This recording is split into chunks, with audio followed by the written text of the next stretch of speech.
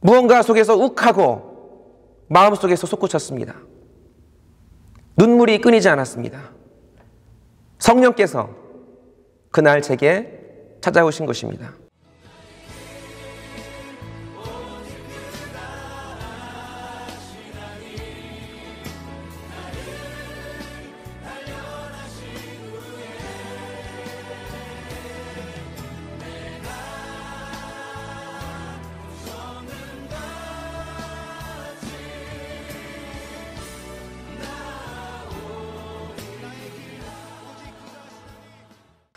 광성교회 친구들 안녕하세요. 작년까지 고등부를 섬기다가 지금은 재수부를 섬기는 이서진이라고 합니다. 지금은 메가스터디에서 재수생들을 가르치고 있는데요. 고등부에서 고등부를 위해서 영상 하나 찍어달라고 하셨을 때 처음에는 제 직업에 맞게 수학 공부법이나 입시에 대해 준비하려고 했습니다. 그런데 어쩌면 고등부를 위해서 영상을 찍는 이 기회가 이번이 처음이자 또 마지막이 될 수 있기 때문에 학생들한테 제일 필요한 것이 무엇일까? 퇴근 후에 컴퓨터 앞에서 기도하기 시작했습니다. 신기하게도 그 시간들은 분주한 제 삶 가운데 하나님의 인도하심이 희미해진 제 스스로를 돌아보는 귀한 시간이 되기도 했습니다. 길게 하진 않겠습니다. 10분, 길어야 15분 내에 마칠 텐데요. 이야기하다가 눈물이 날 수도 있을 것 같아서 기도하고 써온 원본을 읽는 것 이해하시기 바랍니다. 혹시라도 고등부 내에 집안의 상황과 환경이 힘든 친구들이 있나요? 코로나 때문에 어쩔 수 없이 집에 있지만 정말 이 집구석 벗어났으면 좋겠다 하는 친구들이 있나요?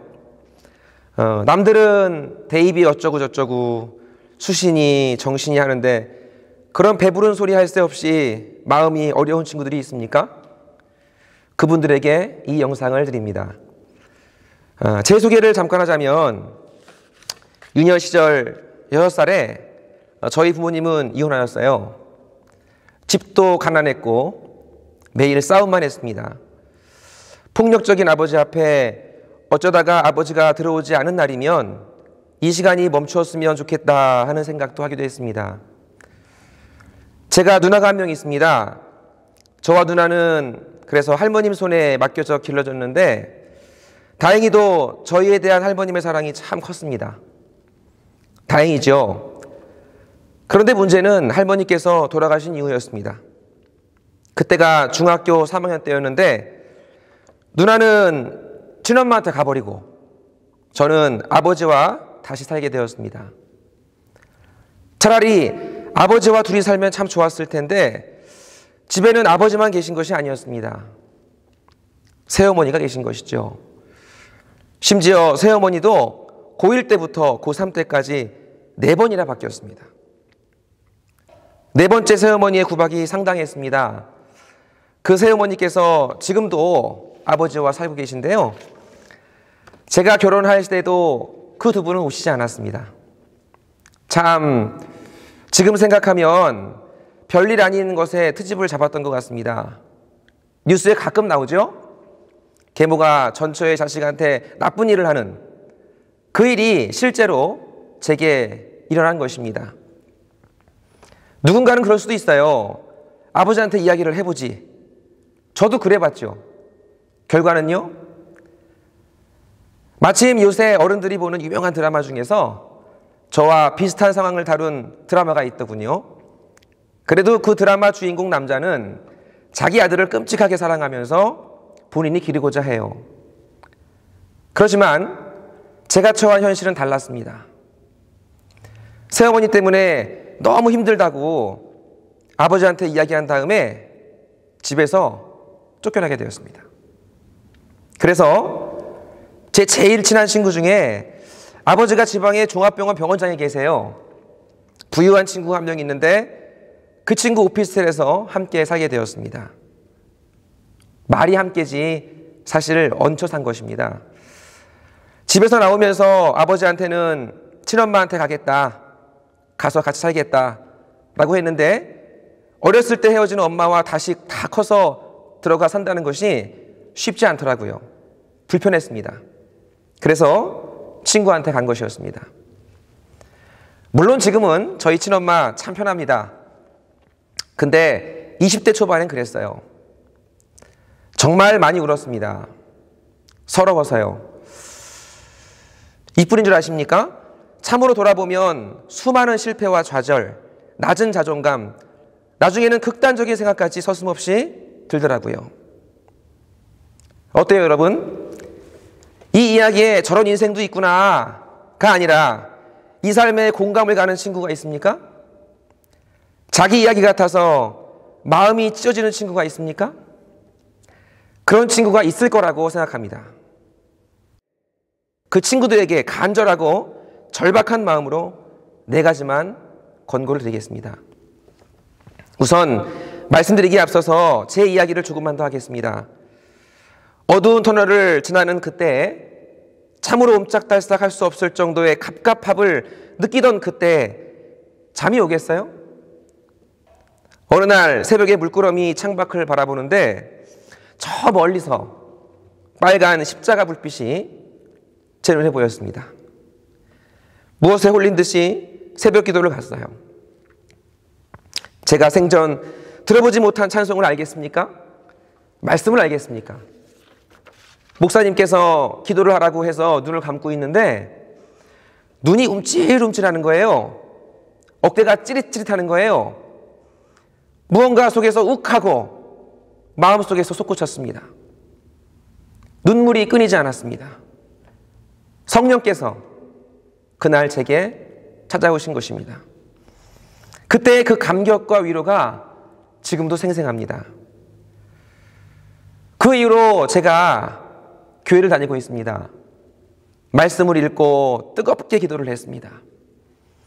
하면 할수록 더 뜨겁게 하나님을 만날 수 있었습니다. 그리고 제 인생은 바뀌기 시작했습니다. 오해하지 마세요. 상황이 바뀐 게 아니에요. 여전히 그 아버지 그대로, 그 계모 그대로였습니다. 제가 바뀐 겁니다. 세상을 바라보고 저를 바라보는 관점이 바뀌기 시작한 거예요. 이게 은혜입니다. 절망에서 희망으로, 어두움에서 빛으로 바뀐 게 그 제 마음 말입니다. 망망대해 속에서 갈 바를 모르는 그런 안타까운 사람이 있습니까? 간곡히 부탁을 드립니다. 이 4가지를 꼭 기억하십시오. 제일 중요한 첫 번째, 하나님께서는 살아계시고 역사하십니다. 그 사실을 인정하셔야 됩니다. 여러분의 눈이 어두워서 갈 바를 몰라서 헤매이는 그때 여러분에게 손을 뻗고 계십니다. 이건 제 경험으로 말씀드리는 것이 아니라 하나님의 말씀 가운데 약속하신 것입니다. 다니엘서에 주는 살아계신 하나님이시요 영원히 변치 않으시며 그분의 왕국은 멸망하지 않을 것이며 그분의 통치권은 끝나지 않을 것입니다. 말씀하십니다. 여러분의 깊은 고통 가운데, 절망 가운데 그분을 영접하고 간구하십시오. 두 번째, 여러분의 그 고통과 어려움을 무릎을 꿇고 골방에 들어가서 죽게 아뢰십시오. 그게 어려우시면 찬양을 틀어놓고 기도할 환경을 만들어 보시기 바랍니다. 만약 할 말이 없거든 굳이 말을 하시지 않으셔도 됩니다. 그저 여러분의 아픈 마음 움켜잡고 주님의 손길을 기다리십시오. 분명히 하나님께서 만져주실 것입니다. 세 번째, 복음을 깊이 묵상하십시오. 주 예수 그리스도께서 오셔서 십자가에 못 박히셨습니다. 말 그대로 못에 박히셨습니다. 제가 어렸을 때 당했던 고통을 대신해서, 여러분들의 고통을 대신해서 그 고통을 대신 갚아주시고자, 또한 여러분들의 환난과 고통을 짊어지시고자 못에 박히셨습니다. 혼자 울고 있는 여러분들의 영혼을 위해서 못 박히셨습니다. 그것을 깊이 있게 묵상하십시오. 마지막으로 4번째입니다. 하나님께 비전을 달라고 기도하십시오. 여러분들의 고통이 큰 만큼 하나님께서 더 큰 위로와 비전을 여러분들에게 주실 것입니다. 여러분들은 여러분들이 생각하는 것보다 훨씬 더 많은 가능성을 가진 사람들입니다. 돈과 명예, 세상 속에 자신을 맡기기보다 지금까지는 갈대와 같이 흔들렸지만 하나님의 손을 꼭 붙잡고 일어서십시오. 그 컴컴한 안개 가운데 헤어나오십시오. 하나님께서 운행하십니다. 하늘문을 열어달라고 간구하고 부르짖으십시오. 사랑하는 여러분, 그 찬양 아시죠? 나의 길을 오직 그만이 아시나니 나를 단련하신 이후에 내가 정금같이 나오리라. 그 찬양 아시죠? 나의 길 오직 그가 아시나니 나를 단련하신 후에 내가 정금같이 나오리라.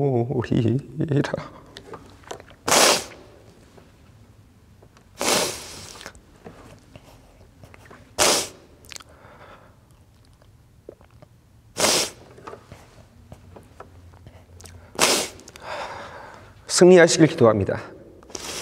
그리고 힘드신 분이 있다면 언제든 찾아오십시오. 여러분들과 함께 하겠습니다. 감사합니다.